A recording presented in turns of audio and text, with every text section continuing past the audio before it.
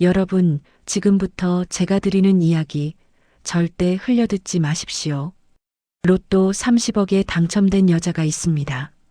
그런데 이 여자는 당첨된 날 밤 기쁨보다 공포를 먼저 느꼈습니다. 왜냐고요? 이 사실이 가족한테 알려지면 어떻게 될지 이미 알고 있었기 때문입니다. 맞았습니다. 예상은 정확히 들어맞았습니다. 어머니는 전화를 해서 대뜸 이렇게 말씀하셨습니다. 오빠들한테 5억 나눠줘라. 평생 딸을 가난하다고 무시하고 오빠들 학비 될 돈은 있어도 딸 학원비는 없다고 했던 그 어머니가 딸 통장에 30억이 찍히자마자 태도가 180도 달라진 겁니다. 오빠들도 마찬가지였습니다. 명절마다 투명인간 취급하던 오빠들이 환하게 웃으며 찾아왔습니다. 돈 냄새를 맡고서요. 그런데 이 여자 순순히 줬을까요? 끝까지 들어보십시오. 이 이야기의 결말은 여러분의 속을 아주 시원하게 뚫어드릴 겁니다. 저는 3남매 중 막내입니다. 오빠가 둘 있고 제가 막내딸입니다. 그런데 이 집안에서 막내딸이라는 자리가 어떤 자리인지 저는 아주 어릴 때부터 뼈저리게 배웠습니다. 제가 초등학교 4학년 때 일입니다. 큰오빠 민준이가 전국 수학경시대회에서 상을 받아왔습니다. 어머니는 그날 저녁 온 가족이 외식을 하자고 하셨습니다. 동네에서 제일 비싼 갈비집이었습니다. 아버지는 민준이 어깨를 두드리며 우리 집 기둥이라고 하셨고 어머니는 민준이 밥그릇에 고기를 계속 올려줬습니다. 저는 그날 스스로 고기를 집어먹으려다가 어머니한테 혼났습니다. 어른들 먼저 먹고 나서 집어라. 그게 예의라고요. 오빠들은 어른들이고 저는 어른이 아니었습니다. 같은 자식인데도요. 중학교에 올라가면서 그 차이는 더 노골적으로 드러났습니다. 큰오빠는 사교육비만 한 달에 수십만 원이 들어갔습니다. 수학, 영어, 과학 과외에 독서실 비용까지. 둘째 오빠 민재도 마찬가지였습니다. 민재가 고등학교 때는 강남 학원까지 버스 타고 다녔는데 그 차비와 학원비를 부모님이 한 번도 아깝다고 하신 적이 없었습니다. 그런데 제가 친구들이 다 다니는 영어 학원에 보내달라고 했을 때 어머니는 이렇게 말씀하셨습니다. 야, 오빠들 학원비도 빠듯한데 내 것까지 어떻게 되냐? 너는 그냥 학교 공부나 열심히 해. 어차피 여자애는 공부 많이 해봤자야. 어차피 여자애는 공부 많이 해봤자. 저는 그 말을 중학교 때 처음 들었고 고등학교 졸업할 때까지 귀에 못이 박히도록 들었습니다. 성적이 떨어지면 공부도 못하는 여자애, 성적이 오르면 어차피 대학 보낼 돈 없다는 소리. 어떻게 해도 저한테는 답이 없었습니다. 오빠들이 시험을 못 봐도 다음엔 잘하겠지 였고 제가 시험을 잘 봐도 그래봤자 여자애였습니다. 고등학교 3학년 담임 선생님이 저한테 대학 원서를 써보라고 하셨습니다. 성적이 충분하다고 지방 국립대는 충분히 가고도 남는다고 하셨습니다. 저는 집에 가서 조심스럽게 꺼냈습니다. 선생님이 대학 가도 될 것 같다고 하셨다고요. 어머니는 밥상을 차리다가 저를 한번 쳐다보시고는 아무 말씀도 안 하셨습니다. 대신 아버지가 말씀하셨습니다. 오빠들 등록금도 힘든데 내 것까지 어디서 나오냐?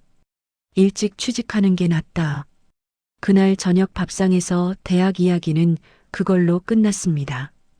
선생님이 충분하다고 했던 성적은 아무 쓸모가 없었습니다. 저는 고등학교를 졸업하자마자 취직했습니다. 아는 언니 소개로 작은 제조업체 격리 자리를 얻었습니다. 월급은 쥐꼬리였지만 저는 그 쥐꼬리 같은 월급에서 매달 30만 원을 어머니 통장에 넣었습니다. 처음 월급을 탔을 때 어머니한테 드렸더니 어머니가 당연하다는 듯이 받으시면서 한마디 하셨습니다. 오빠들은 아직 학생이라 네가 좀 보태야 한다. 그때 큰오빠 민준이는 23이었고 대학교 3학년이었습니다. 저는 19이었습니다. 19짜리 막내가 23짜리 오빠 학비를 보태야 하는 집이었습니다. 그뿐이 아니었습니다. 명절이 되면 저는 가장 먼저 내려가서 가장 늦게 올라왔습니다. 전날 밤부터 내려가서 전 부치고 나물 무치고 다음날 아침부터 상을 차렸습니다. 오빠들은 명절 당일 낮에 내려와서 밥 먹고 어른들이랑 TV 보다가 저녁 먹고 올라갔습니다. 설거지는 제가 했습니다. 치우는 것도 제가 했습니다. 그런데 어머니는 오빠들이 내려올 때마다 우리 아들 왔다며 반기셨고 저한테는 왜 이렇게 늦게 왔냐, 왜 이것도 아직 안 했냐였습니다. 25이 되던 해 큰오빠 민준이가 결혼을 했습니다. 부모님은 민준이 결혼 준비에 전 재산을 쏟아부었습니다. 예식장 비용, 신혼살림, 전세 보증금 일부까지.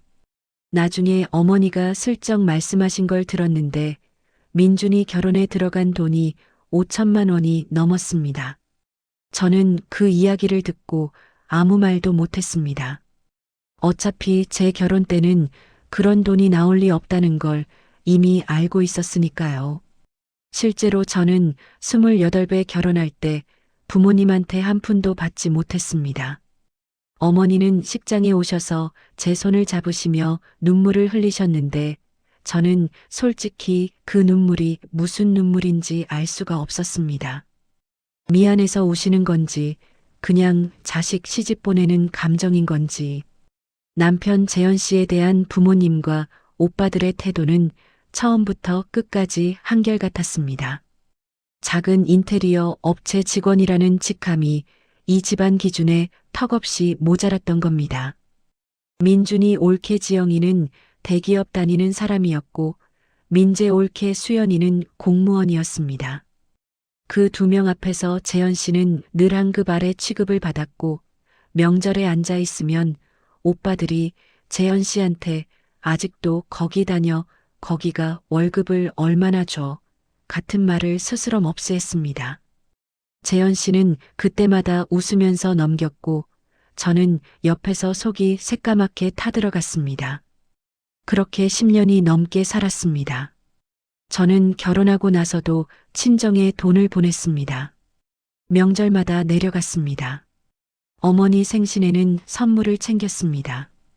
오빠들은 아무도 그런 거 안 했습니다. 아들은 그냥 얼굴만 비춰도 됐고 딸은 뭔가를 가져와야 했습니다. 그게 이 집의 규칙이었습니다. 저는 그 규칙이 이상하다는 걸 알면서도 깨뜨리지 못했습니다. 어머니한테 한 번이라도 잘 보이고 싶었고 딸로 인정받고 싶었고 이 집에서 투명인간이 아니라 사람으로 대접받고 싶었으니까요. 그 마음이 저를 그토록 오래 묶어뒀습니다. 그리고 그 묶인 마음이 풀리는 건 30억짜리 로또 한 장이 계기가 됐습니다. 제가 로또를 처음 산 건 36살 겨울이었습니다. 특별한 이유가 있었던 게 아닙니다. 마트 계산대 앞에서 줄을 서다가 눈앞에 로또 자동 발매기가 보였고 지갑 안에 2,000원짜리 지폐 한 장이 있었습니다. 그냥 샀습니다. 그게 전부였습니다. 그날 처음 로또를 산 이유가 따로 있었다면 아마 그 전날 있었던 일 때문이었을 겁니다. 전날 어머니한테 전화가 왔었습니다. 내용은 늘 똑같았습니다. 민준이가 사업 초기라 좀 빠듯하다. 너 이번 달에 좀 보탤 수 있냐? 저는 그때 재현 씨 회사가 일감이 줄어서 우리도 빠듯한 상황이었습니다. 솔직하게 말씀드렸습니다. 저도 이번 달은 좀 어렵다고요. 어머니는 잠깐 침묵하시더니 이렇게 말씀하셨습니다. 그래, 너야 원래 그렇지 뭐.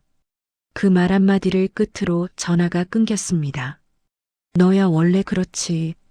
평생 가난하고 평생 모자라고 평생 변변찮은 딸. 어머니한테 저는 그런 사람이었습니다. 그 말을 들은 다음 날 저는 마트에서 2,000원짜리 로또를 샀습니다. 그게 제 소소한 반항이었는지도 모릅니다. 그 뒤로 로또는 습관이 됐습니다.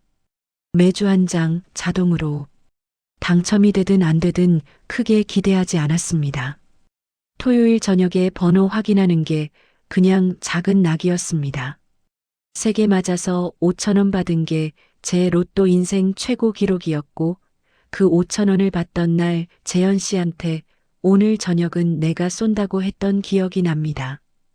편의점에서 컵라면 2개를 사 먹었습니다. 그게 우리 부부의 수준이었습니다. 그리고 저는 그게 부끄럽지 않았습니다. 그러던 어느 날 제 나이 42의 수요일 오후였습니다. 퇴근 후 마트에서 장을 보고 계산대 앞에 섰을 때 습관처럼 손이 먼저 로또 발매기 쪽으로 갔습니다. 자동으로 한 장 뽑았습니다. 번호를 확인하지도 않고 그냥 지갑에 꽂아뒀습니다. 집에 와서 냉장고에 붙여두는 것도 깜빡했습니다.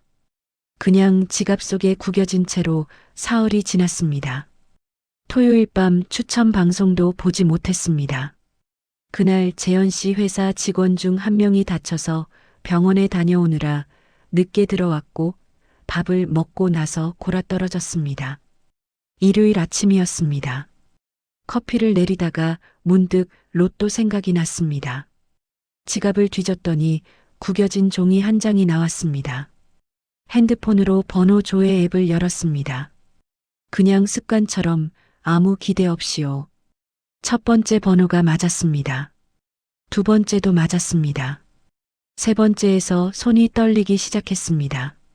네 번째, 다섯 번째. 저는 숨을 참고 있었습니다.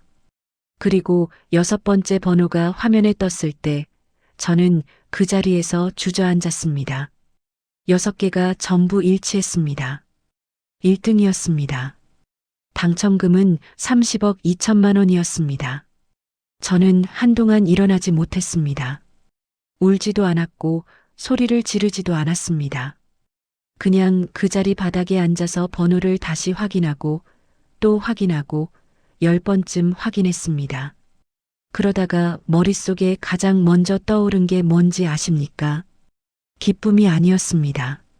어머니 얼굴이었습니다. 오빠들 얼굴이었습니다. 이 사실이 가족한테 알려지면 어떻게 될까? 라는 생각이 기쁨보다 0.1초 먼저 떠올랐습니다. 그 0.1초가 저한테는 모든 걸 말해주는 것 같았습니다. 내가 이 가족 안에서 어떤 자리에 있었는지를요. 저는 재현 씨한테 전화를 했습니다. 목소리를 최대한 가라앉히려고 했는데 잘 안 됐습니다. 재현 씨, 나 로또 1등 된 것 같아. 전화기 넘어가 조용해졌습니다. 5초, 10초. 재현 씨가 말했습니다. 지금 바로 갈게. 그게 전부였습니다. 재현 씨는 현장에서 공구를 챙기지도 않고 그냥 달려왔다고 했습니다. 그날 저녁 우리 부부는 나란히 앉아서 올해 이야기를 나눴습니다. 집을 사자, 재현 씨 사업에 투자하자, 애 교육도 좀 더 신경 쓰자. 행복한 이야기들이었습니다. 재현 씨는 그날 처음으로 저한테 미안하다고 했습니다. 내가 더 잘 벌었어야 했는데 고생만 시켰다고요. 저는 그 말에 눈물이 났습니다. 30억에 눈물이 난 게 아니라 재현 씨 그 말 한마디에 눈물이 난 겁니다.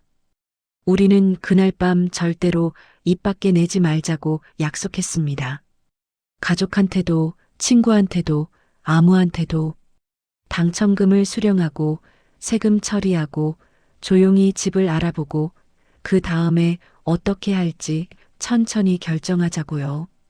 재현 씨는 제 손을 꼭 잡으면서 말했습니다.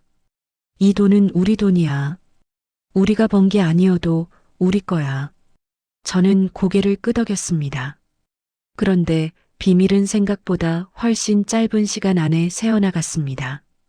그것도 제가 가장 경계했던 방향에서 가장 빠른 속도로 당첨금을 수령하러 복권위원회에 간 날이었습니다. 저는 모자를 눌러쓰고 평소와 다른 길로 갔습니다. 아무도 모를 거라고 생각했습니다. 그런데 건물에서 나오는 순간 낯익은 목소리가 들렸습니다. 어머, 아가씨 아니야? 둘째 올케 수연이었습니다. 수연이는 그 근처 미용실에 왔다가 우연히 마주쳤다고 했습니다. 저는 최대한 아무렇지 않게 웃으면서 은행 일이 있었다고 했습니다.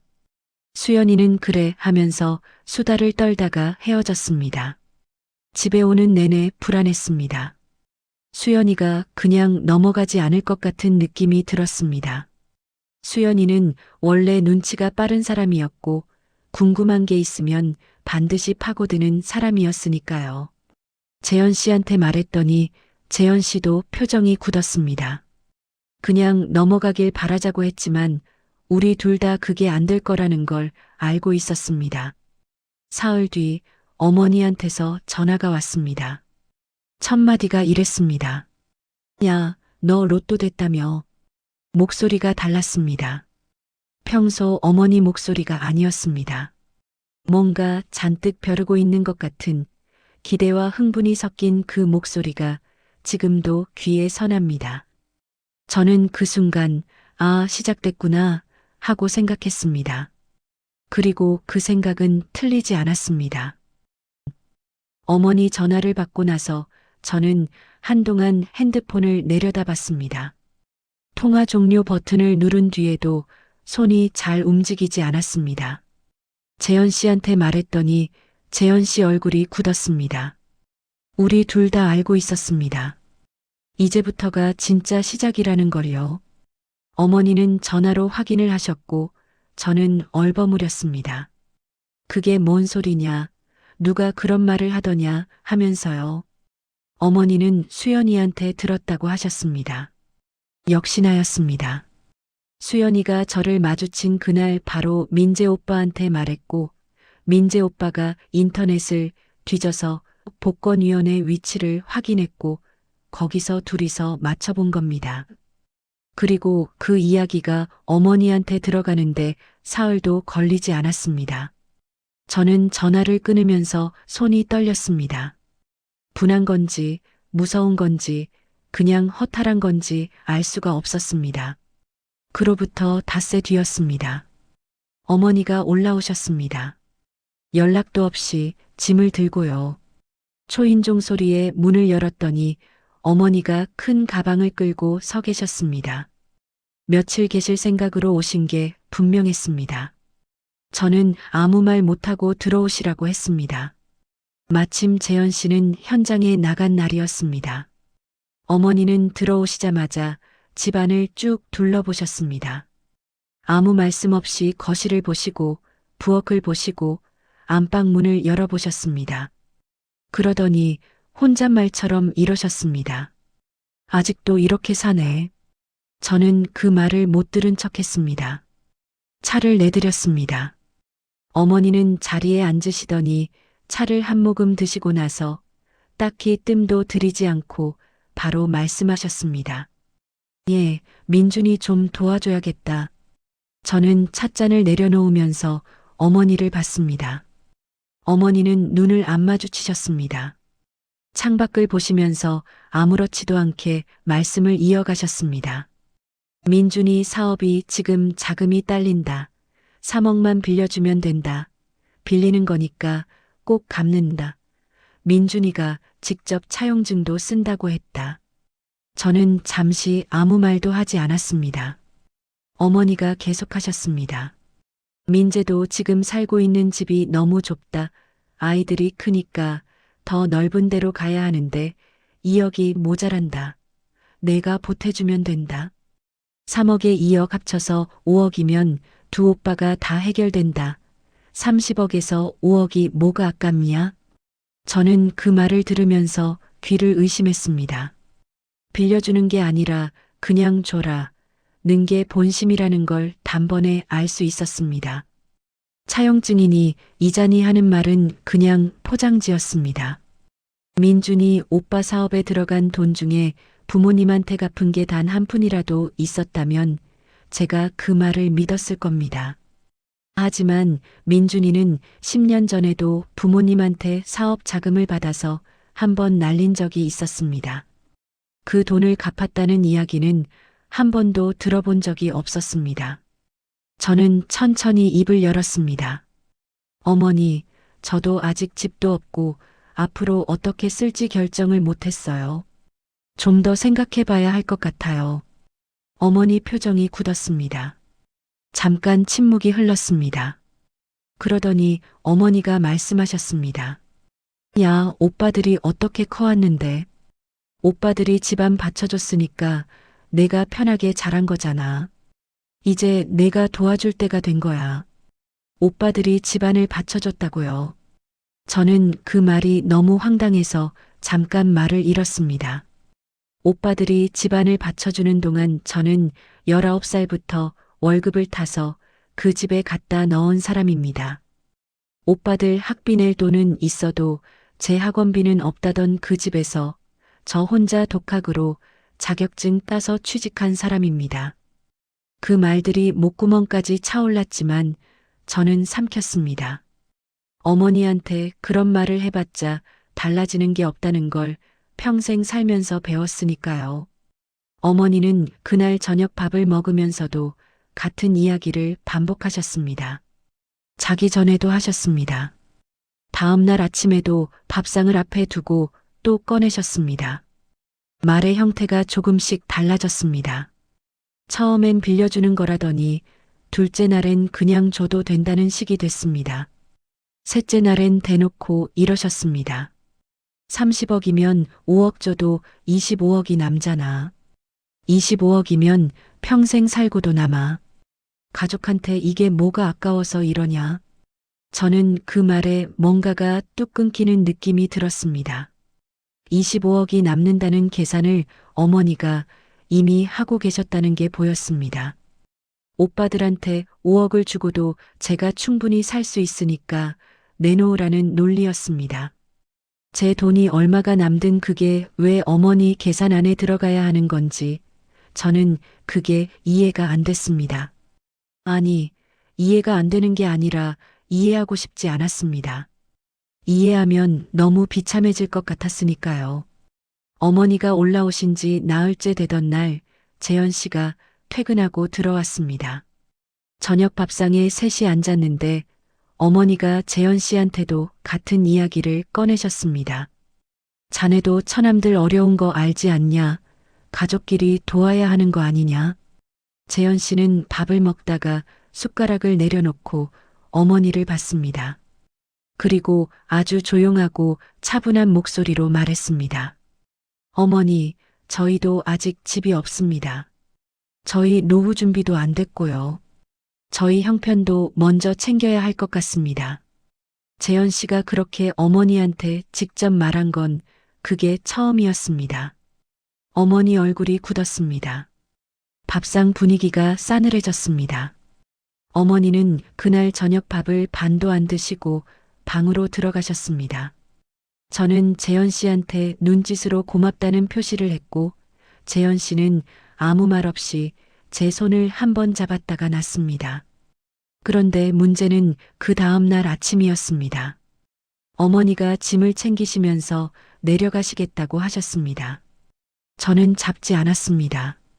배웅을 하려고 현관까지 따라 나갔더니 어머니가 신발을 신으시면서 저를 보지도 않고 한마디 하셨습니다. 재현 씨가 저렇게 나오는 거 보니까 내가 시킨 거겠지. 그래, 두고 보자. 그 말을 끝으로 문이 닫혔습니다. 두고 보자. 저는 닫힌 문을 한동안 바라봤습니다. 그 말이 협박이라는 걸 알았습니다. 그리고 이게 끝이 아니라는 것도요. 어머니가 내려가신 자리에 이번엔 오빠들이 올 차례였습니다. 어머니가 내려가신 지 사흘도 안 됐습니다. 이번엔 큰오빠 민준이한테서 연락이 왔습니다. 밥 한번 먹자고 했습니다. 저는 속으로 피식 웃었습니다. 민준이 오빠가 저한테 밥을 먹자고 한 게 살면서 몇 번이나 됐을까요? 결혼하고 나서 오빠가 저한테 먼저 연락한 건 손에 꼽을 정도였습니다. 그것도 전부 무언가 필요할 때였습니다. 이사할 때, 재현 씨 트럭 빌릴 때, 부모님 생신 선물 돈 거둘 때, 그리고 이번이었습니다. 민준이 오빠 부부가 우리 집으로 왔습니다. 식당에서 보자고 할 줄 알았는데 집으로 오겠다고 했습니다. 집으로 오는 게 더 편하게 이야기할 수 있어서겠지 싶었습니다. 아니나 다를까 올케 지영이까지 데리고 왔습니다. 지영이는 평소에 저를 딱히 좋아하지 않는 사람이었습니다. 명절에도 저랑 눈을 잘 안 마주쳤고 시어머니인 우리 어머니한테는 꼬박꼬박 잘 보이면서 저한테는 늘 건성이었습니다. 그런 지영이가 우리 집 문을 들어서면서 환하게 웃었습니다. 아가씨, 오랜만이다. 집이 아늑하네. 저는 그 웃음을 보면서 속이 울렁거렸습니다. 커피를 내오자 민준이 오빠가 소파에 등을 기대면서 운을 뗐습니다. 어머니한테 이야기는 들었겠지. 저는 네 하고 짧게 대답했습니다. 오빠가 말을 이었습니다. 나도 사실 이런 부탁하기 싫은데 지금 회사 자금 사정이 너무 빠듯해서 3억만 빌려줘. 이자도 줄게. 시중금리로 차용증도 쓸게. 딱 2년만 쓰고 갚을게. 저는 오빠 얼굴을 봤습니다. 오빠는 눈을 마주쳤습니다. 꽤 진지한 표정이었습니다. 저는 오빠한테 물었습니다. 오빠 예전에 아버지한테 빌렸던 돈은 다 갚았어? 순간 오빠 표정이 흔들렸습니다. 그게 얼마 전 일도 아니었습니다. 민준이 오빠는 10년 전에 첫 번째 사업을 시작하면서 부모님한테 5천만 원을 빌렸습니다. 그 사업이 2년 만에 망했고 5천만 원은 그대로 공중으로 날아갔습니다. 부모님은 그 돈을 돌려받지 못했고 그 이야기는 이후로 집안에서 공식적으로 사라진 이야기가 됐습니다. 아무도 꺼내지 않았고 민준이 오빠도 먼저 말한 적이 없었습니다. 오빠가 잠깐 머뭇거리다가 말했습니다. 그건 그때 사정이 있었잖아. 이번엔 달라. 저는 어떻게 다른 건지 물어보고 싶었지만 참았습니다. 대신 이렇게 말했습니다. 오빠, 나도 아직 집도 없고 앞으로 어떻게 쓸지 결정을 못했어. 좀 생각해 볼게. 오빠 얼굴에서 기대가 조금 흔들렸습니다. 그때 지영이가 끼어들었습니다. 아가씨, 가족끼리 이게 뭐가 어렵냐? 지영이 목소리는 부드러웠지만 말은 전혀 부드럽지 않았습니다. 우리가 어려울 때 도와줘야 진짜 가족이지. 그러면서 지영이가 자기 친정 이야기를 꺼냈습니다. 자기 친정 오빠가 사업이 어려울 때 자기네가 1억을 보탰다고. 그게 가족이라고요. 저는 그 말을 들으면서 어이가 없었습니다. 지영이네 친정 이야기가 지금 여기서 왜 나오는 건지, 그 1억은 지영이가 번 돈으로 보탠 건지, 오빠 돈으로 보탠 건지 묻고 싶은 게 한두 가지가 아니었습니다. 하지만 저는 조용히 있었습니다. 민준이 오빠 부부가 돌아간 다음 날, 이번엔 둘째 오빠 민재한테서 연락이 왔습니다.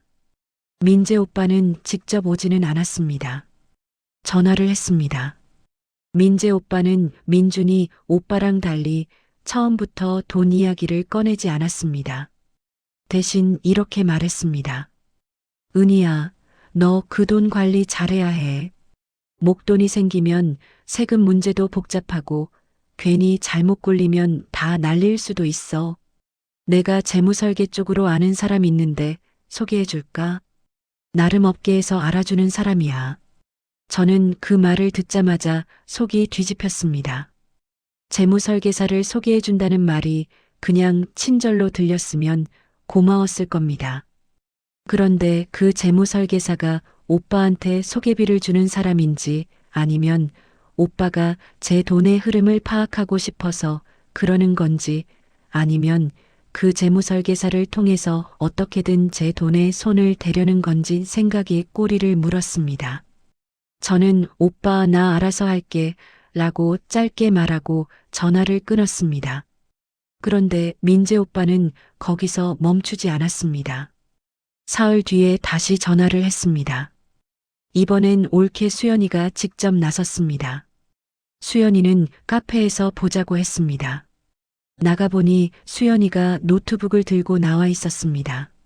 화면 가득 아파트 매물이 떠 있었습니다. 수연이가 설명을 시작했습니다. 마포 쪽에 새 아파트가 나왔는데 투자 가치가 엄청나다. 우리가 지금 자금이 좀 모자란다.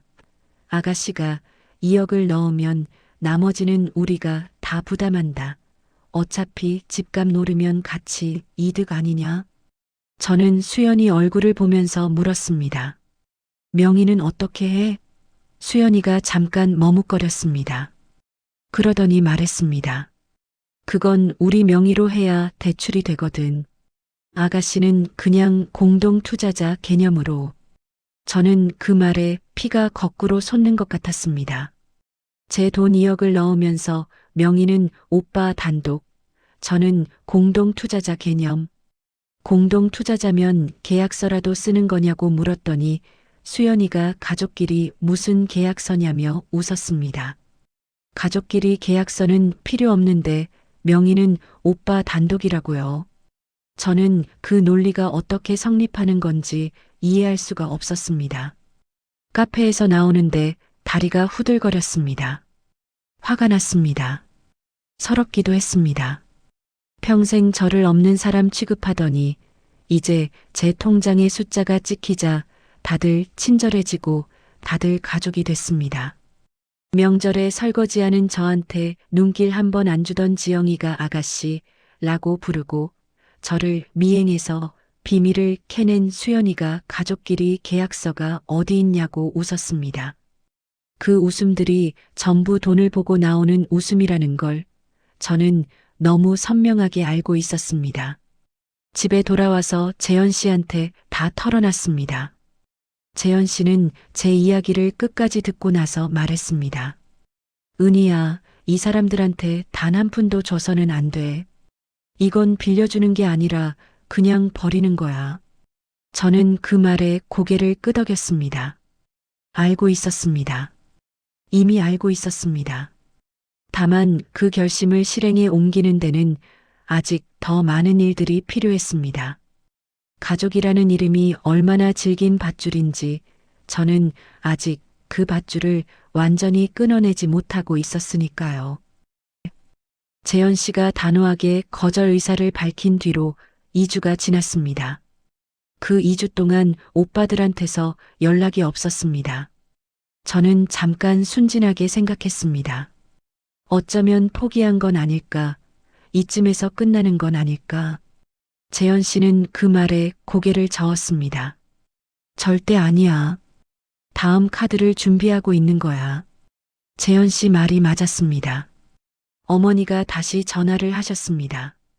이번엔 목소리가 달랐습니다. 첫 번째 올라오셨을 때의 그 들뜬 목소리도 아니었고 내려가시면서 두고 보자고 하셨던 그 차갑고 날선 목소리도 아니었습니다. 한껏 가라앉은 서운함을 잔뜩 머금은 목소리였습니다. 야, 엄마가 너한테 섭섭한 게 한두 가지가 아니다. 저는 또 시작이구나 싶었습니다. 어머니는 그날 전화로 40분을 말씀하셨습니다. 내용을 요약하면 이랬습니다.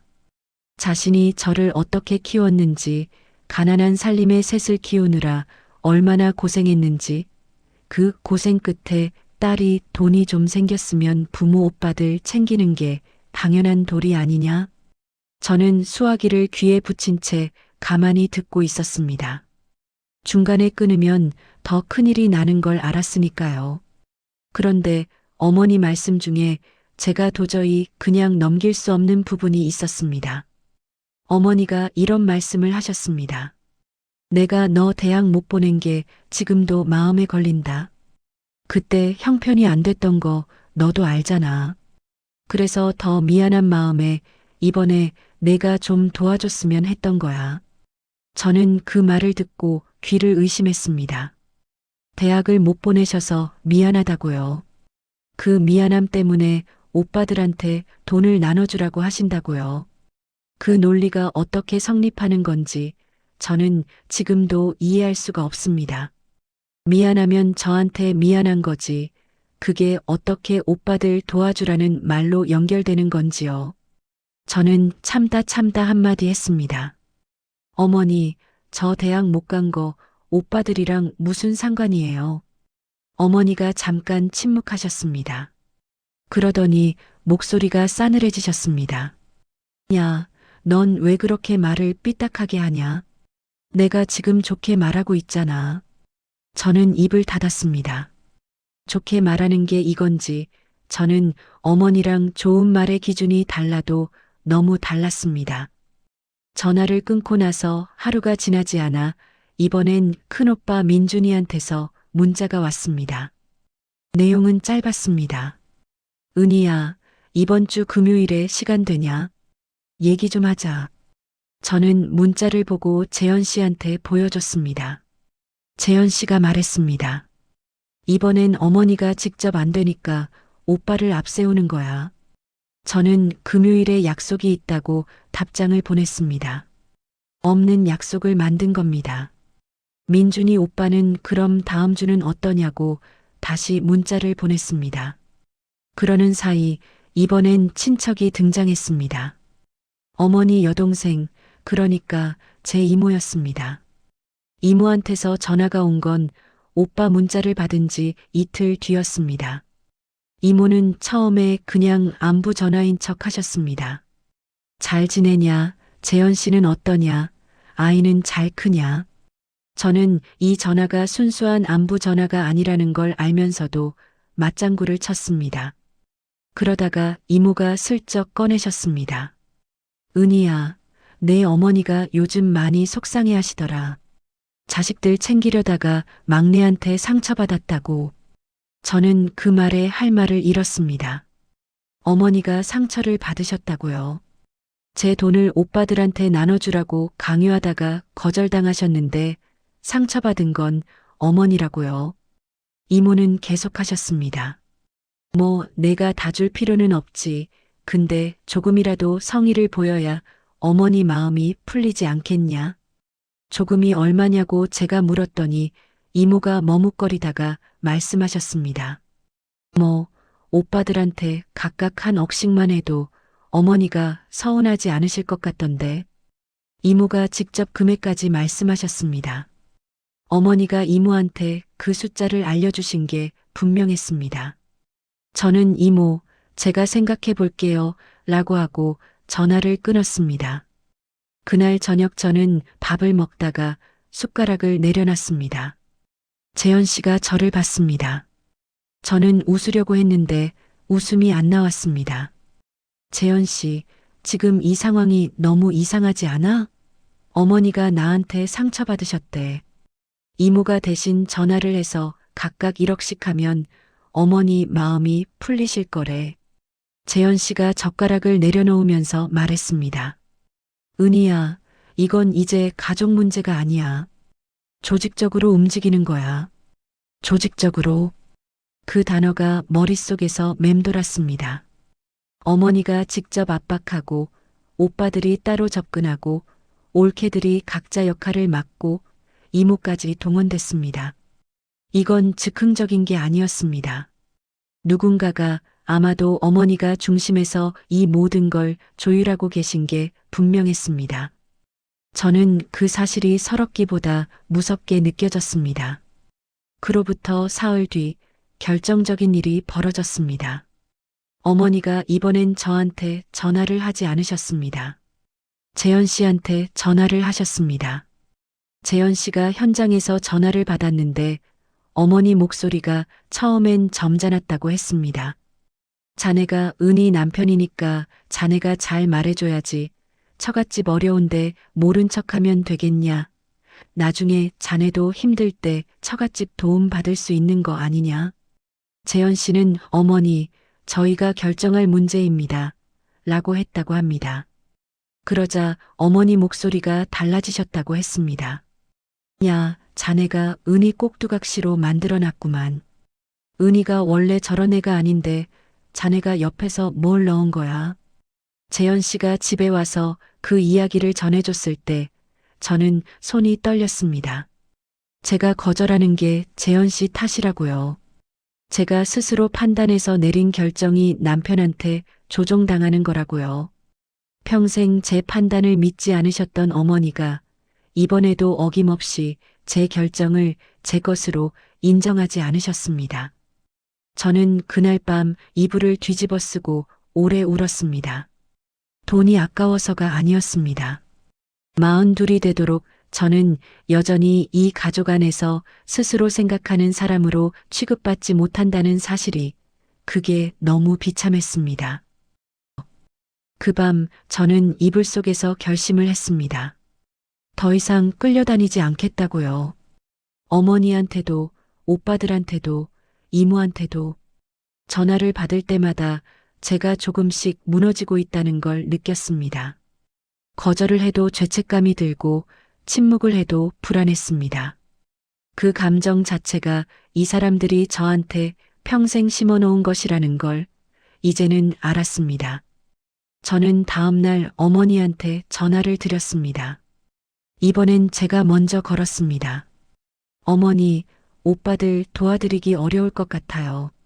저도 집 사야 하고 노후 준비도 해야 하고 재현 씨 사업도 안정이 필요해요. 이 돈은 저희 미래를 위해서 써야 할 것 같아요. 최대한 차분하게, 최대한 정중하게 말씀드렸습니다.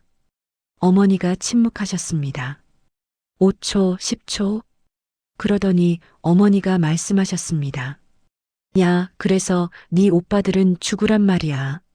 저는 그 말에 아무 대꾸도 못했습니다. 오빠들이 죽는다고요. 3억, 2억 못 받으면 오빠들이 죽는 상황이라고요. 민준이 오빠는 사업이 어렵다고 했지만 얼마 전에 외제차를 새로 뽑았습니다. 민재 오빠는 집이 좁다고 했지만 지금 살고 있는 아파트가 서울 시내 33평이었습니다. 그 오빠들이 죽는다고요. 저는 숨을 한번 고르고 말했습니다. 어머니, 저는 제 결정을 말씀드리는 거예요. 어머니가 목소리를 높이셨습니다. 야, 너 나중에 후회한다. 가족 등지고 혼자 잘 살 수 있을 것 같아? 두고 봐, 두고 보라고. 전화를 끊고 나서 저는 한동안 멍하게 앉아 있었습니다. 두고 보라는 말을 어머니한테서 이번이 몇 번째 듣는 건지 셀 수도 없었습니다. 그런데 이번엔 그 말이 단순한 협박으로 끝나지 않았습니다. 일주일이 지나지 않아서 고모한테서 전화가 왔습니다. 아버지 여동생인 고모였는데 고모는 평소에 저한테 그다지 관심이 없는 분이었습니다. 그런 고모가 전화를 해서 은희야, 어머니가 많이 속상해 하신다더라 라고 했습니다. 이모에 이어 고모까지였습니다. 저는 고모 죄송한데 저희 가정일이에요 라고 했습니다. 고모가 목소리를 높이셨습니다. 야, 가정일이 따로 있냐? 집안일이 다 같이 있는 거지. 너 그렇게 살면 안 된다. 그 전화를 끊고 나서 이틀 뒤 이번엔 사촌 언니한테서 카카오톡이 왔습니다. 어머니 많이 우신데 내가 좀 생각해줘라 라는 내용이었습니다. 저는 그 메시지를 보면서 처음으로 이런 생각을 했습니다. 어머니가 친척들을 동원하고 계신다는 걸 알면서도 그 친척들이 전화할 때마다 제가 흔들리는 이유가 뭔가. 그건 그 사람들이 무서워서가 아니었습니다. 어머니가 정말로 우시는 건 아닐까, 내가 너무 냉정한 건 아닐까 하는 그 의심 때문이었습니다. 평생 어머니한테 잘 보이고 싶었던 그 마음이 아직 남아 있었던 겁니다. 그 흔들림이 완전히 끊어진 건 친구 정의 전화를 받고 나서였습니다. 정희는 제 친정 근처에 사는 오랜 친구입니다. 목소리가 조심스러웠습니다. 은희야, 나 이거 말해야 할지 모르겠는데 안 하면 더 안 될 것 같아서. 저는 뭔가 싸한 느낌이 들었습니다. 정희가 말했습니다. 어머니가 동네 사람들한테 소문을 퍼뜨리고 계셔. 딸이 로또에 당첨됐는데 어미도 몰라보고 오빠들도 안 챙기는 불효자식이라고. 사람들한테 저렇게 인정머리 없는 자식은 처음 봤다고 하신대. 저는 전화를 들고 한동안 아무 말도 못했습니다. 어머니가 동네방네 소문을 내고 계신 거였습니다. 딸이 불효자식이라고, 자식 자격도 없다고요. 저한테 직접 그 말씀을 하시는 것도 모자라서 동네 사람들한테까지 퍼뜨리고 계셨습니다. 그 말이 돌고 돌아 결국 제 귀에 들어오게끔 하신 건지 아니면 그냥 하소연하시다가 퍼진 건지 알 수 없었습니다. 어느 쪽이든 결과는 같았습니다. 어머니는 제가 거절하자 저를 동네에서 불효자식으로 만들고 계셨습니다. 그런데 정의가 거기서 멈추지 않았습니다. 더 어렵게 꺼내는 이야기가 있었습니다. 정의 목소리가 더 낮아졌습니다. 은희야, 이건 진짜 내가 알아야 할 것 같아서 말하는 건데, 민준이 오빠가 어디서 대출을 받으려고 했는데 내 이름을 담보로 쓰려고 했다는 말이 들려. 물론 실제로는 안 됐는데 시도를 했다는 거야. 저는 그 말을 듣고 전화기를 거의 떨어뜨릴 뻔했습니다. 제 이름을 담보로요. 제 동의도 없이 제 이름으로 대출을 받으려고 시도를 했다고요. 민준이 오빠가요. 그 오빠가 저한테 차용증 쓰고 이자 내면서 빌리겠다고 했던 그 오빠가 뒤에서는 제 이름을 무단으로 가져다 쓰려고 했다는 겁니다. 저는 정희한테 고맙다고 하고 전화를 끊었습니다. 그리고 바로 재현 씨한테 전화를 했습니다. 재현 씨는 제 말을 끝까지 듣고 나서 한동안 아무 말이 없었습니다. 그러다가 조용히 말했습니다. 은희야, 내일 당장 변호사 만나러 가자. 저는 고개를 끄덕였습니다. 전화기를 들고 있는 손이 떨렸지만 마음은 이상하게도 그 어느 때보다 단단했습니다. 그날 밤 저는 그동안 있었던 일들을 전부 메모했습니다. 어머니가 처음 돈 이야기를 꺼내셨던 날짜, 민준이 오빠 부부가 집에 왔던 날, 수연이가 카페에서 노트북을 들고 나왔던 날, 이모한테 전화가 왔던 날, 고모, 사촌 언니, 그리고 민준이 오빠가 제 이름으로 대출을 시도했다는 이야기. 날짜와 내용을 하나씩 적으면서 저는 새삼 놀랐습니다. 이게 2달 사이에 벌어진 일들이었습니다. 불과 2달 만에 이렇게 많은 일이 있었습니다. 가족이라는 이름 아래서요. 메모를 다 쓰고 나서 저는 한 가지를 깨달았습니다. 저는 지금까지 이 사람들이 변할 수 있다고, 어머니가 언젠가는 진심으로 미안하다고 하실 거라고, 오빠들이 철이 들면 달라질 거라고 어딘가에서 믿고 있었습니다. 그런데 그게 아니었습니다. 이 사람들은 변하지 않을 겁니다. 제가 돈을 줄 때까지 멈추지 않을 겁니다. 그리고 저도 멈추지 않을 겁니다. 더 달라고 할 겁니다. 저는 그걸 이제 알았습니다. 아니, 사실은 진작부터 알고 있었는데 인정하기가 싫었던 겁니다. 다음 날 아침 저와 재현 씨는 변호사 사무실 문을 열었습니다. 변호사 사무실은 재현 씨 친구 소개로 찾아간 곳이었습니다. 변호사 선생님은 40대 초반의 차분한 분이었는데 저희 이야기를 처음부터 끝까지 메모하면서 들으셨습니다. 중간에 끊지도 않으셨고 표정도 크게 변하지 않으셨습니다. 아마 이런 이야기를 워낙 많이 들으셔서 그런 것 같았습니다. 가족 간의 금전 분쟁이 저희만의 이야기가 아니라는 게 그것 자체로 슬프기도 했습니다. 변호사 선생님은 저희 이야기를 다 듣고 나서 말씀하셨습니다. 우선명의 도용 시도건은 실제로 실행이 됐다면 명백한 범죄입니다. 시도에 그쳤다고 해도 경위를 파악해둘 필요가 있어요. 그리고 지속적인 금전 요구와 친척 동원, 명예훼손에 해당할 수 있는 소문 유포까지, 이건 단순한 가족 갈등이 아니라 법적으로 대응 가능한 사안입니다. 저는 그 말을 들으면서 가슴이 먹먹했습니다. 내 가족 이야기가 법적 대응이 가능한 사안이 됐습니다. 변호사 선생님은 먼저 민준이 오빠 앞으로 내용 증명을 보내는 걸 권하셨습니다. 명의 도용 시도에 대해 명확히 인지하고 있다는 것, 앞으로 동의 없이 제 이름이 어떤 방식으로든 사용된다면 법적 조치를 취하겠다는 내용이었습니다.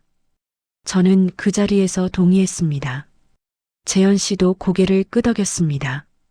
내용 증명이 발송된 건 그로부터 나흘 뒤였습니다. 그리고 그 다음 날 민준이 오빠한테서 전화가 왔습니다. 저는 전화를 받기 전에 숨을 한번 깊게 들이쉬었습니다. 여보세요.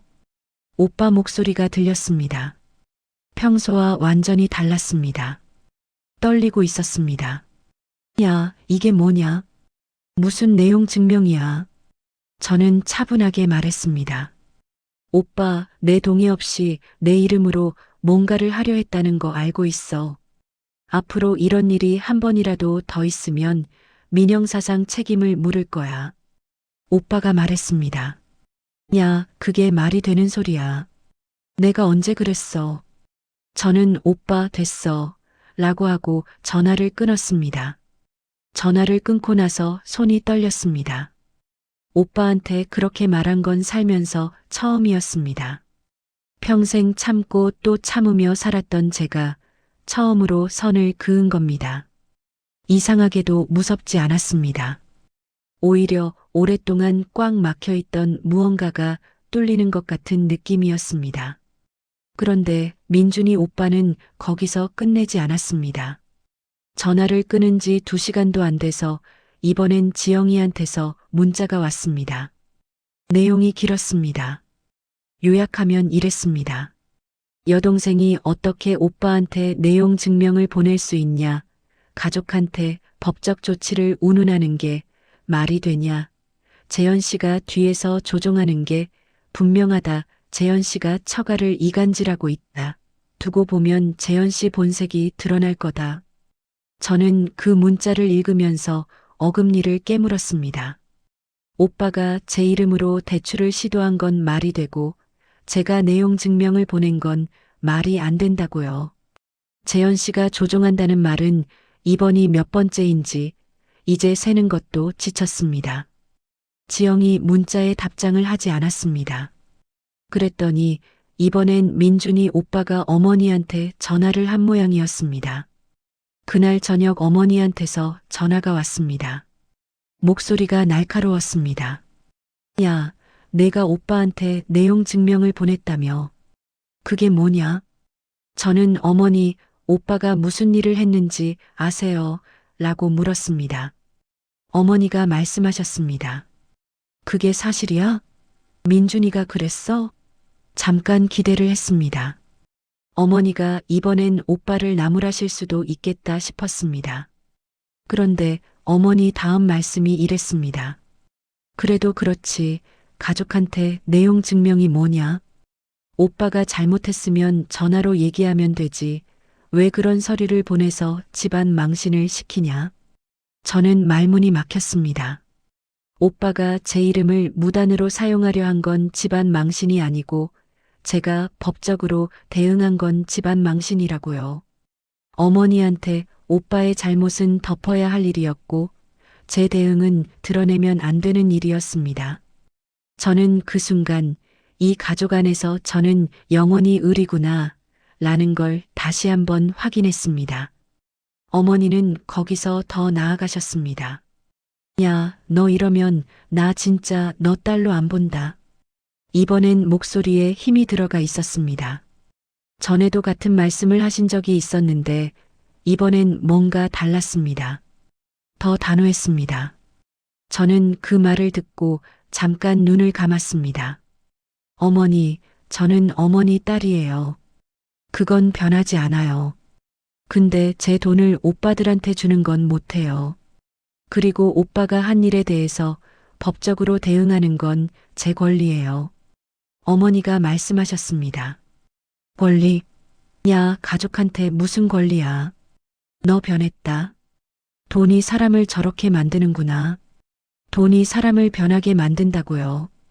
저는 그 말이 어머니 입에서 나왔다는 게 믿기지 않았습니다. 변한 건 저였을까요? 아니면 제 통장 숫자가 바뀌자마자 달려온 그 사람들이었을까요? 평생 저를 가난하다고 무시하다가 30억이 생기자 돌변한 게 누구였는지, 어머니는 정말 모르시는 건지 아니면 알면서 모른 척 하시는 건지 저는 그게 궁금했습니다. 전화를 끊고 나서 어머니한테 편지를 써야겠다고 생각했습니다. 전화로는 감정이 앞서서 제가 하고 싶은 말을 제대로 할 수가 없었습니다. 저는 그날 밤 오래 앉아서 편지를 썼습니다. 여러 번 고쳐 썼습니다. 울기도 했습니다. 편지에는 이런 내용을 담았습니다. 저는 어머니가 좋아지기를 평생 기다렸습니다. 딸로 인정받고 싶어서 돈도 갖다 드리고 명절마다 가장 먼저 내려갔습니다. 그런데 어머니는 제가 돈이 생기고 나서야 관심을 가지셨고 돈을 안 주겠다고 하자 딸 자격을 거두겠다고 하십니다. 저는 그 자격 이제 더 이상 구걸하지 않겠습니다. 어머니가 건강하게 사시기를 바랍니다. 진짜로 아프시고 힘드실 때는 제가 곁에 있겠습니다. 하지만 제 돈을 오빠들한테 나눠주는 일은 이 생에서는 없을 겁니다. 편지를 봉투에 넣고 우체통에 넣는 순간 저는 이상하게 울음이 나오지 않았습니다. 그냥 조용했습니다. 오래된 짐 하나를 내려놓은 것 같은 그 느낌이 생각보다 가볍지 않았습니다. 무거운 걸 내려놓으면 그 자리가 잠깐 더 아프다는 걸 그때 처음 알았습니다. 편지를 보내고 나서 열흘이 지났습니다. 어머니한테서도 오빠들한테서도 연락이 없었습니다. 처음 며칠은 그 고요함이 낯설었습니다. 핸드폰을 볼 때마다 혹시 연락이 왔나 확인하는 습관이 남아 있었습니다. 그런데 열흘이 지나고 보름이 지나면서 그 고요함이 점점 편안해지기 시작했습니다. 이게 원래 삶의 무게구나. 이 가벼움이 정상이구나 하는 걸 그때 처음 느꼈습니다. 그러던 중에 정희한테서 다시 연락이 왔습니다. 이번에도 목소리가 조심스러웠습니다. 은희야, 나 또 말해야 할 것 같아서. 저는 이번엔 뭔가 하고 생각했습니다. 정희가 말했습니다. 민준이 오빠가 이번엔 다른 데서 대출을 받았는데 거기 보증을 어머니한테 세웠대. 근데 문제는 그 사업이 이미 많이 기울었다는 소문이 돌아. 동네 사람들 사이에서 민준이 사업 망하는 거 시간 문제라는 말이 나오고 있어. 저는 그 말을 듣고 한동안 아무 말도 못했습니다. 민준이 오빠가 어머니를 보증으로 세웠다는 말이었습니다. 저한테 3억을 받지 못하자 이번엔 어머니를 끌어들인 겁니다. 어머니한테 딸이 돈을 안 줬다고 하소연하고 그 어머니를 설득해서 보증을 세운 겁니다. 저는 그 순간 민준이 오빠가 무서워졌습니다. 동생한테 안 되면 어머니한테 가는 사람이었습니다. 그 사람이 제 오빠였습니다. 저는 즉시 변호사 선생님한테 연락을 드렸습니다. 상황을 설명했더니 변호사 선생님이 말씀하셨습니다. 어머니가 보증을 서신 게 사실이라면 사업이 무너졌을 때 어머니 재산이 위험해질 수 있습니다. 어머니한테 직접 알려드리는 게 좋겠어요. 저는 그 말을 듣고 잠깐 망설였습니다. 저를 동네방네 불효자식이라고 소문내고 딸 자격을 빼앗겠다고 하셨던 어머니입니다. 그 어머니한테 제가 먼저 연락을 해야 하는 상황이었습니다. 저는 전화를 드렸습니다. 어머니는 받지 않으셨습니다. 문자를 보냈습니다. 어머니, 민준이 오빠 보증 건 꼭 확인하세요. 중요한 일이에요. 답장이 없었습니다. 저는 할 수 있는 걸 했다고 생각하고 넘어갔습니다. 그 뒤로 어떻게 됐는지는 나중에 정의를 통해서 들었습니다. 민준이 오빠 사업은 2달 뒤에 결국 무너졌습니다. 거래처 3곳이 동시에 대금을 받지 못했고 직원들 월급도 2달치가 밀렸다고 했습니다.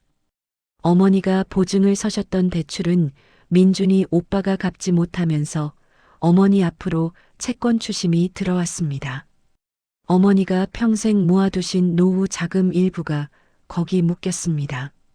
저한테 3억을 달라고 하셨던 어머니가 결국 아들 때문에 당신 돈을 잃으신 겁니다. 저는 그 이야기를 듣고 울었습니다. 통쾌하지 않았습니다. 그냥 너무 슬펐습니다. 어머니가 끝까지 아들 편을 드시다가 그 아들한테 당하신 겁니다. 민재 오빠는 어떻게 됐냐고요? 민재 오빠는 회사에서 진급심사에서 탈락했다는 소식이 들렸습니다. 수연이가 부동산 투자를 한다고 무리하게 대출을 받았는데 금리가 오르면서 이자가 감당이 안 된다는 말도 들렸습니다. 제 돈 2억으로 마포 아파트를 샀으면 지금쯤 저한테 그 아파트 이자도 떠넘기려 했겠지 싶었습니다. 아찔했습니다. 그 무렵 저와 재현 씨는 아파트 계약을 했습니다. 경기도 외곽이었지만 햇볕이 잘 드는 남양 아파트였습니다. 계약서에 저희 두 사람 이름이 나란히 올라갔습니다. 등기부를 처음 받아든 날 재현 씨가 저를 꼭 안아줬습니다. 저는 그 품 안에서 한동안 꼼짝 않고 있었습니다. 이게 우리 집이다. 우리 이름이 적힌 우리 집. 그 문장이 머릿속에서 계속 맴돌았습니다. 나머지 돈은 재현 씨 사업에 투자했습니다. 재현 씨 인테리어 회사는 자금이 들어오자 빠르게 달라졌습니다. 장비를 새로 들이고 직원을 뽑고 더 큰 현장을 수주하기 시작했습니다. 재현 씨가 능력이 없는 게 아니었습니다. 자본이 없었을 뿐이었습니다. 오빠들이 명절마다 재현 씨를 보면서 아직도 거기 다녀 월급이 얼마야 하고 비웃을 때마다 저는 속으로 얼마나 분했는지 모릅니다.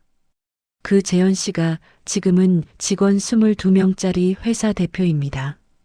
외제차 뽑은 민준이 오빠 사업은 망했고 재현 씨 회사는 올해 매출이 작년에 3배가 됐습니다. 그리고 그 즈음에 어머니한테서 문자가 왔습니다. 몸이 좀 안 좋다는 내용이었습니다. 짧고 흐릿한 문자였습니다. 저는 그 문자를 오래 들여다봤습니다. 그리고 다음 날 혼자 고속버스를 탔습니다. 어머니 집 앞에서 초인종을 눌렀습니다. 어머니가 문을 여셨습니다. 많이 야위셨습니다. 어머니도 저를 보고 아무 말씀을 못 하셨습니다. 저는 들어가도 돼요 라고 했고 어머니는 비켜서 주셨습니다. 저는 부엌으로 가서 밥을 지었습니다. 냉장고에 있는 반찬을 데웠습니다. 어머니와 마주 앉아서 밥을 먹었습니다. 돈 이야기는 없었습니다. 오빠들 이야기도 없었습니다. 그냥 밥을 먹었습니다. 밥을 다 먹고 나서 어머니가 처음으로 입을 여셨습니다. 목소리가 낮았습니다. 야, 민준이가 나한테도 그러더라.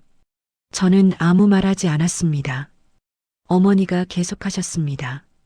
내가 잘못 키웠나 보다. 저는 그 말에 뭐라고 해야 할지 몰랐습니다. 위로를 해드리면 거짓말이 될 것 같았고 그것 봐요 라고 하면 너무 잔인할 것 같았습니다. 저는 그냥 어머니 손을 한번 잡았다가 놓았습니다. 어머니는 고개를 숙이셨습니다. 오빠들은 그날도 그 다음 날도 오지 않았습니다. 어머니가 편찮으시다는 걸 알면서도요. 평생 장남이라고 기둥이라고 집안을 받쳐준다고 대접받던 오빠들이 어머니 혼자 계신 집에 얼굴 한번 안 비쳤습니다. 저한테 딸 자격 없다고 하셨던 어머니 곁에 결국 있는 건 그 자격 없는 딸뿐이었습니다. 저는 지금도 가끔 어머니한테 내려갑니다. 여전히 서로 할 말이 많지 않습니다. 그래도 밥은 같이 먹습니다. 그걸로 충분하다고 저는 생각하기로 했습니다. 모든 관계가 드라마처럼 극적으로 회복되지는 않습니다. 그냥 조금씩 밥 한 끼씩 쌓아가는 겁니다. 재현 씨는 요즘 현장에서 돌아올 때 얼굴이 밝습니다. 저는 그 얼굴을 볼 때마다 이 사람이 내 편이라는 게 얼마나 다행인지 모릅니다. 평생 제 편이 없었습니다. 부모님은 오빠들 편이었고 오빠들은 자기 편이었습니다. 재현 씨가 처음으로 제 편이 돼줬습니다. 그것만으로도 저는 충분히 이겼습니다. 로또 30억이 제 삶을 바꿨냐고요. 바꾸긴 했습니다. 다만 돈이 바꾼 게 아닙니다. 30억이 생기면서 저는 처음으로 제가 얼마짜리 사람인지 제대로 봤습니다. 가족한테 무시당하고 돈 생기자 달려오는 그 사람들을 보면서 저는 역설적으로 제 자신이 얼마나 오래 잘못된 자리에 앉아 있었는지를 깨달았습니다. 그 자리에서 일어난 것, 그게 진짜 변화였습니다. 세상에 당연한 가족은 없습니다. 피가 섞였다고 해서 내 것을 가져가도 되는 사람이 생기는 건 아닙니다.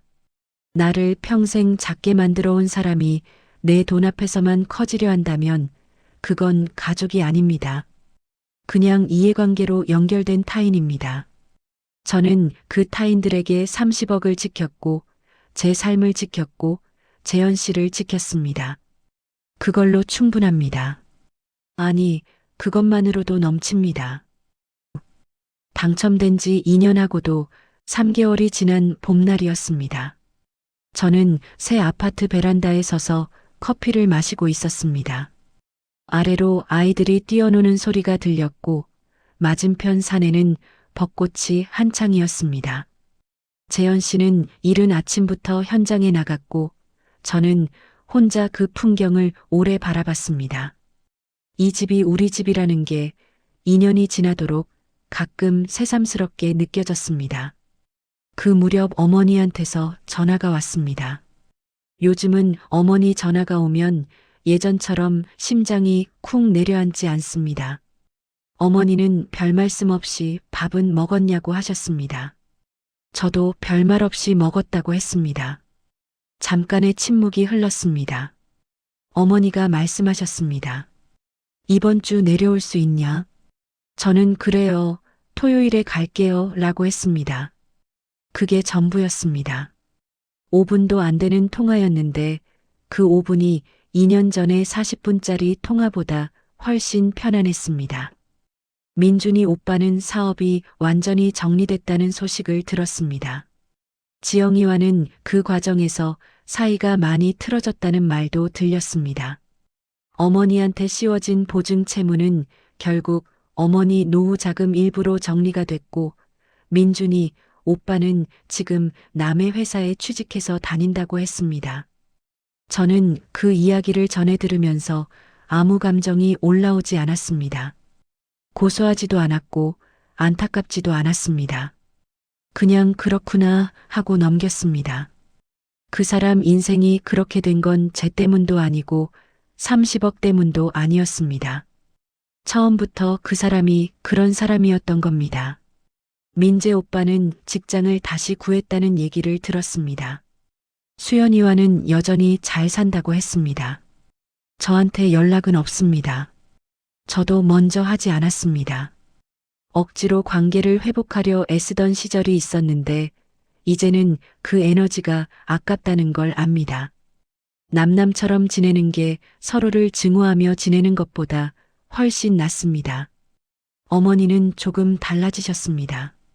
많이 달라지셨다고 하면 거짓말이 되겠지만 조금은 달라지셨습니다. 제가 내려가면 밥을 차려주십니다. 예전엔 제가 가면 제가 밥을 차렸는데요. 그리고 가끔, 아주 가끔 재현 씨 잘 있냐고 물으십니다. 그 한마디가 얼마나 오래 걸렸는지를 생각하면 웃음이 나오기도 하고 뭔가 짠하기도 합니다. 어머니는 아마 당신 방식으로 미안하다고 하시는 걸 겁니다. 그냥 그렇게 받아들이기로 했습니다. 어머니가 달라지기를 기다리며 살기엔 제 인생이 너무 짧습니다. 재현 씨 회사는 올해 또 성장했습니다. 큰 건설사와 하도급 계약을 새로 맺었고 사무실도 더 넓은 곳으로 이전했습니다. 재현 씨가 어느 날 저녁밥을 먹다가 말했습니다. 은희야, 나 그때 내가 믿어줘서 여기까지 온 것 같아. 저는 재현 씨를 봤습니다. 재현 씨 눈가에 주름이 늘었습니다. 저도 마찬가지겠지요. 그 주름들이 우리가 함께 버텨온 시간이라는 게 새삼 가슴에 와 닿았습니다. 저는 요즘도 매주 로또를 삽니다. 2,000원짜리 한 장. 당첨이 되면 좋고 안 되면 그만입니다. 사실 이제 로또가 당첨돼도 제 일상이 크게 달라질 것 같지 않습니다. 갖고 싶은 것도 없고 가고 싶은 곳도 이미 가고 있고 함께하고 싶은 사람도 이미 곁에 있으니까요. 2,000원짜리 습관이 한때는 어머니한테 너야 원래 그렇지 라는 말을 들은 다음 날의 작은 반항이었는데 지금은 그냥 토요일 저녁에 소소한 낙이 됐습니다. 그것만으로도 충분합니다. 살면서 이런 생각을 합니다. 사람은 자기를 오래 잡게 만든 곳에서 떠날 용기가 생길 때 비로소 커진다고요. 저는 30억 덕분에 그 용기를 냈습니다. 하지만 솔직하게 말씀드리면 30억이 없었어도 언젠가는 그 용기를 냈어야 했습니다. 다만 조금 더 오래 걸렸겠지요. 그 시간이 얼마나 더 걸렸을지 생각하면 어쩌면 그 2,000원짜리 종이 한 장이 제 인생에서 가장 잘 쓴 돈이었는지도 모릅니다. 오늘도 저는 잘 살고 있습니다. 시끄럽지 않게 누구한테 인정받으려 하지 않고 제가 옳다고 생각하는 방향으로요.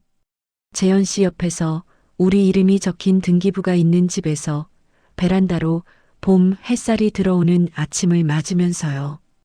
그걸로 충분합니다. 아니, 그것만으로도 넘칩니다.